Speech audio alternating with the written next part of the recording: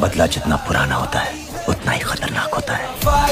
বদলা যত পুরনো হয় ততই ভয়ঙ্কর হয়। রেস্টুয়ে সাইফ আলী খানের এই ডায়লগ বাস্তব হলো কি?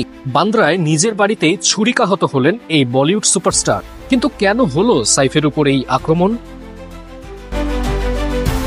গতকাল মধ্যরাতে সাইফ আলী খানের বান্দ্রার বাড়িতে ঢুকে একদল দুর্বৃত্ত ছুরি দিয়ে আক্রমণ করে। স্ত্রী কারিনা কাপুর এবং সন্তানদের সঙ্গে ঘুমন্ত অবস্থায় ছিলেন তিনি। দুর্বৃত্তদের 6টি ছুরিকাঘাতে রক্তাক্ত সাইফকে মুম্বাইয়ের লীলাবতী হাসপাতালে ভর্তি করা হয়েছে। হাসপাতালের প্রধান নির্বাহী জানিয়েছেন সাইফের শরীরে 6টি আঘাত রয়েছে, যার মধ্যে 2টি গভীর, একটি মেরুদণ্ডের কাছাকাছি।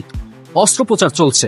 কারিনা সহ পরিবারের অন্যান্য সদস্যরা নিরাপদ রয়েছেন বলে জানা গেছে।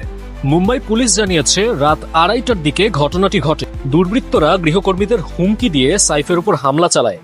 এটি কি নিছক চুরি নাকি পুরনো কোনো শত্রুতা? এ নিয়ে তদন্তে নেমেছে বিশেষ দল।